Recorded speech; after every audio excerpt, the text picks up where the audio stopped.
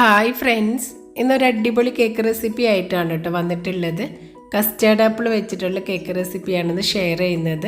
അപ്പോൾ എന്തായാലും നമുക്ക് വേഗം തന്നെ വീഡിയോയിലോട്ട് പോകാം. അപ്പോൾ ഇന്ന് 1/2 kg അളവിലുള്ളൊരു കേക്കാണ് കേട്ടോ ഉണ്ടാക്കുന്നത്. അപ്പോൾ ഈ ഒരു കേക്ക് ഉണ്ടാക്കാനായിട്ട് ആദ്യം തന്നെ ഒരു വാനില സ്പോഞ്ച് ഉണ്ടാക്കണം. അപ്പോൾ ഞാനിവിടെ 1/2 കപ്പ് മൈദയാണ് കേട്ടോ എടുത്തിട്ടുള്ളത്. ഇതിലേക്കൊരു 1/4 ടീസ്പൂൺ പ്ലസ് ഒരു പിഞ്ച് ബേക്കിംഗ് പൗഡർ കൂടി ഇട്ട് കൊടുത്തിട്ട് ഇത് നന്നായിട്ടൊന്ന് അരിച്ചെടുക്കുന്നുണ്ട്. അങ്ങനെ ഒരു പ്രാവശ്യം അരിച്ചെടുത്തിട്ടുള്ള ഈ ഒരു ഫ്ലോർ വിസ്ക് വെച്ചിട്ട് നന്നായിട്ടൊന്ന് മിക്സ് ചെയ്തിട്ടൊന്ന് മാറ്റി വെക്കുന്നുണ്ട് കേട്ടോ. ഇനി ഡ്രൈ ആയിട്ടുള്ള ഒരു ബൗൾ എടുത്തിട്ട് അതിലേക്ക് 2 എഗ്ഗ് പൊട്ടിച്ച് വെച്ചിട്ടുണ്ട്. ഇതിലേക്ക് ഒരു നുള്ളു ഉപ്പ് കൂടി ഇട്ട് കൊടുക്കുന്നുണ്ട്.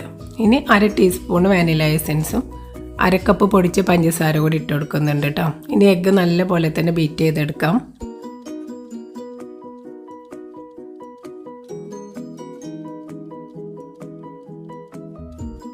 അങ്ങനെ എഗ്ഗ് നല്ലപോലെ ബീറ്റായി വന്നിട്ടുണ്ട് കേട്ടോ.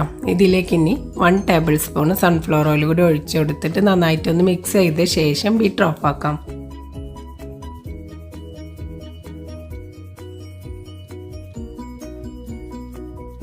ഇനി എഗ്ഗ് മിക്സിലേക്ക് അരിച്ച് വെച്ചിട്ടുള്ള ഫ്ലോർ ഇട്ട് കൊടുക്കാം. ഇതിലേക്ക് 1.5 ടേബിൾ സ്പൂൺ ചെറിയ ചൂടുള്ള പാൽ കൂടി ഒഴിച്ചു കൊടുക്കുന്നുണ്ട് കേട്ടോ.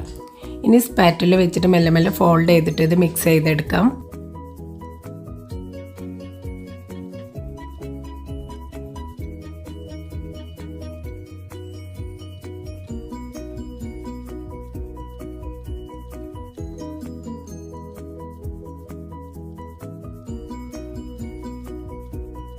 ഇപ്പോൾ ഈ ഒരു ഫ്ലോറൊക്കെ നല്ലപോലെ മിക്സ് ചെയ്തെടുത്തിട്ടുണ്ട് കേട്ടോ. ഇനി കേക്ക് ബേക്ക് ചെയ്യാനായിട്ട് ഞാൻ 5 ഇഞ്ചിൻ്റെ കേക്ക് ടിന്നാണ് എടുത്തിട്ടുള്ളത്. ഇതിൻ്റെ ഉള്ളിൽ കുറച്ച് ഓയിൽ ബ്രഷ് ചെയ്തിട്ട് ബട്ടർ പേപ്പർ വെച്ച് കൊടുത്തിട്ടുണ്ട്. ഈ ഒരു കേക്ക് ടിന്നിലേക്ക് ബാറ്റർ മുഴുവനും ഒഴിച്ചു കൊടുത്തിട്ട് നന്നായിട്ടൊന്ന് ടാപ്പ് ചെയ്ത ശേഷം കേക്ക് ബേക്ക് ചെയ്യാനായിട്ട് വെക്കാം. 200 ഡിഗ്രി സെൽഷ്യസിൽ 10 മിനിറ്റ് പ്രീഹീറ്റ് ചെയ്ത ഓവനിൽ 160 ഡിഗ്രിയിൽ ഒരു 15 to 20 മിനിറ്റാണ് കേട്ടോ ഈ ഒരു കേക്ക് ബേക്ക് ചെയ്യാനായിട്ട് വെക്കുന്നത്. 20 മിനിറ്റ് ഒക്കെ ആയപ്പോഴേക്കും കേക്ക് റെഡി ആയിട്ടുണ്ട്. ഇനി ഇത് ചൂടാറുന്നത് വരെ ഒന്ന് വെയിറ്റ് ചെയ്യാം. അടുത്തത് കേക്കിൻ്റെ ഫില്ലിങ് റെഡിയാക്കാൻ വേണ്ടിയിട്ട് ഞാനിവിടെ 3 പഴുത്ത കസ്റ്റേർഡ് ആപ്പിൾ എടുത്തിട്ടുണ്ട് കേട്ടോ. നല്ല പഴുത്ത തന്നെ നോക്കി എടുക്കുക. അതുപോലെ വലുതാണ് കേട്ടോ ഇപ്പോൾ ഞാനിവിടെ എടുത്തിട്ടുള്ളത്. ചെറുതാണെന്നുണ്ടെങ്കിൽ ഒരു 4 എണ്ണം വരെ എടുക്കാം. ഇനി ഇതുപോലെ കൈ വെച്ചിട്ട് ഇങ്ങോട്ട് പൊട്ടിച്ചെടുക്കട്ടെ. അതിന് ശേഷം സ്പൂൺ വെച്ചിട്ട് അതിൻ്റെ ഉള്ളിൽ ഫ്ലഷൊക്കെ ഇങ്ങോട്ട് കോരിയെടുക്കട്ടോ.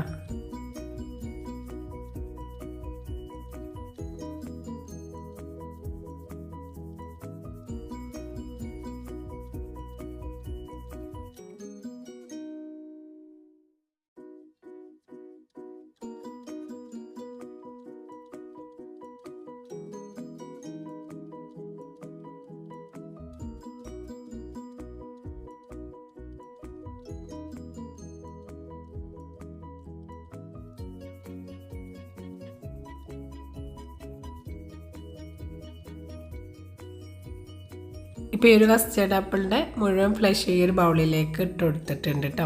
ഇനി ഇത് മിക്സിയുടെ ചെറിയ ജാറിൽ ഇട്ടിട്ട് ഒന്ന് വിപ്പ് ചെയ്തെടുക്കണം കേട്ടോ. 1-2 സെക്കൻഡ് ഒന്ന് കറക്കിയെടുക്കുക. അപ്പോൾ ആ ഒരു കുരു ഉണ്ടല്ലോ, അതായത് സീഡ് ആ ഒരു ഫ്ലഷിൽ നിന്നും ഇങ്ങോട്ട് വിട്ട് നിൽക്കട്ടെ. എന്നിട്ട് അതിൻ്റെ ശേഷം ഒരു സ്പൂൺ വെച്ചിട്ട് ആ ഒരു കുരുവൊക്കെ അതിൽ നിന്ന് മാറ്റി കൊടുക്കാം. അങ്ങനെ മാറ്റിയെടുത്തിട്ടുള്ളതാണ് കേട്ടത്.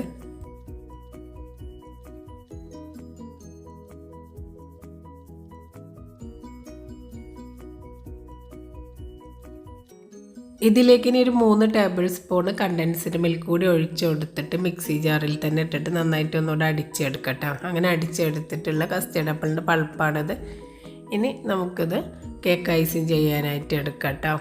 അപ്പോൾ അതാ കേക്ക് സ്പോഞ്ചൊക്കെ നല്ലോണം ചൂടാറിയിട്ട് 3 ലെയറായിട്ട് കട്ട് ചെയ്തെടുത്തിട്ടുണ്ട്. ഇനി കേക്ക് ഐസിങ് ചെയ്യാനായിട്ട് തുടങ്ങാം. ടേൺ ടേബിളിൻ്റെ മുകളിൽ ഒരു 1/2 kg കേക്ക് ബേസ് വെച്ച് കൊടുത്തിട്ടുണ്ട് കേട്ടോ. അപ്പോൾ അതിന് മുൻപായിട്ട് കേക്ക് ക്രം കോട്ട് ചെയ്യാനുള്ള ക്രീം എടുത്തിട്ടുണ്ട്. ഇതിലേക്കൊരു 2 ടേബിൾ സ്പൂണ് കസ്റ്റേർഡ് ആപ്പിളിൻ്റെ പൾപ്പ് ചേർത്ത് കൊടുത്തിട്ട് നല്ലപോലെ ഒന്ന് മിക്സ് ചെയ്തെടുക്കുന്നുണ്ട് കേട്ടോ. ഈ ഒരു കേക്കിന് നല്ല റിച്ച് ആയിട്ടുള്ള ടേസ്റ്റ് കിട്ടാനാണ് ക്രം കോട്ടിനുള്ള ക്രീമിൽ ഈ ഒരു പൾപ്പ് ചേർത്ത് കൊടുത്തിട്ടുള്ളത്.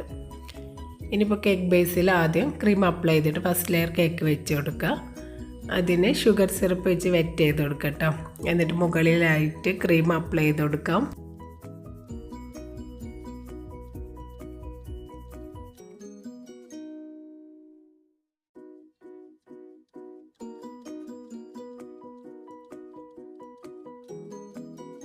ഇനി ലെയറിലായിട്ട് 2 സ്പൂണ് കസ്റ്റേർഡ് ആപ്പിളിൻ്റെ പൾപ്പ് കൊടുക്കാം.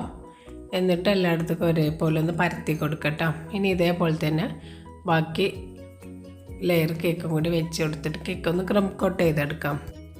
അടുത്തതൊരു കാര്യം ശ്രദ്ധിക്കാനുള്ളത്, നടുവിൽ കുറച്ച് ക്രീം അപ്ലൈ ചെയ്ത് കൊടുക്കണം കേട്ടോ, രണ്ടാമത്തെ ലെയർ കേക്ക് സ്പോഞ്ച് വെക്കുന്നതിന് മുൻപായിട്ട്. കാരണം ഇതുപോലെ ഫില്ലിംഗ് ഒക്കെ കൊടുക്കുന്ന കേക്കിൻ്റെ നടുവിൽ ക്രീം അപ്ലൈ ചെയ്തിട്ടില്ലെങ്കിൽ ചിലപ്പോൾ ആ ഒരു കേക്ക് സ്പോഞ്ച് ഇങ്ങനെ നീങ്ങി പോകാനുള്ള ചാൻസ് ഉണ്ട്.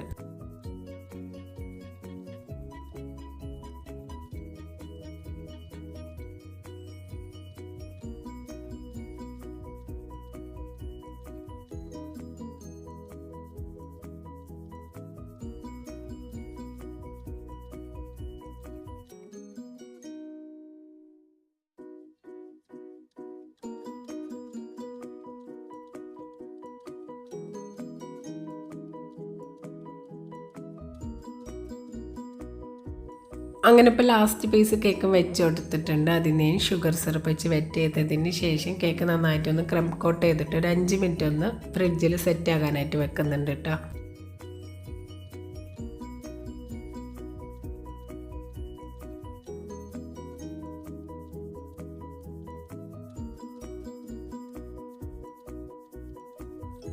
അങ്ങനെ ഒരു 5 മിനിറ്റിന് ശേഷമാണ് ഇപ്പോൾ കേക്ക് പുറത്തെടുത്തിട്ടുള്ളത്. ഇനി ടോപ്പിലും ചുറ്റിലും കുറച്ച് ക്രീം എടുത്തിട്ട് കേക്ക് ഒന്ന് ഫിനിഷ് ആക്കി എടുക്കുന്നുണ്ട്.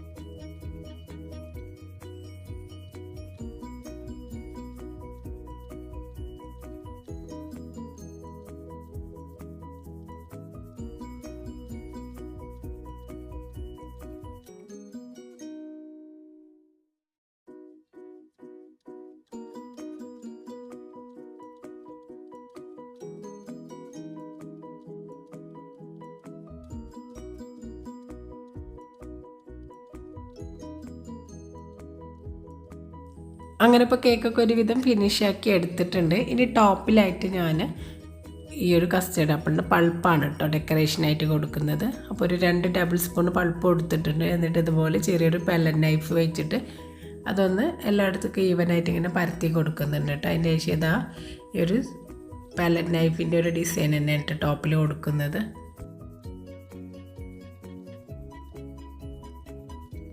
ഇനി ഞാൻ കുറച്ച് ചോക്കോ ചിപ്സാണ് കേട്ടോ എടുത്തിട്ടുള്ളത്. എന്നിട്ട് ഇതാ കേക്കിൻ്റെ ടോപ്പിൽ അവിടെ ഇവിടെ ആയിട്ട് ഇങ്ങനെ ഇട്ട് കൊടുക്കുന്നുണ്ട് കേട്ടോ. അങ്ങനെ കേക്ക് ഇവിടെ റെഡി ആയിട്ടുണ്ട്. ഇനി ഒരു 1-2 മണിക്കൂർ ഫ്രിഡ്ജിൽ വെച്ച് നന്നായിട്ട് സെറ്റ് ചെയ്തതിന് ശേഷം കട്ട് ചെയ്യാവുന്നതാണ്. അങ്ങനെ ഒരു 2 മണിക്കൂറിന് ശേഷമാണ് ഇപ്പോൾ കേക്ക് ഞാൻ പുറത്തെടുത്തിട്ടുള്ളത്. ഇനി കേക്ക് ഒന്ന് കട്ട് ചെയ്ത് നോക്കാം.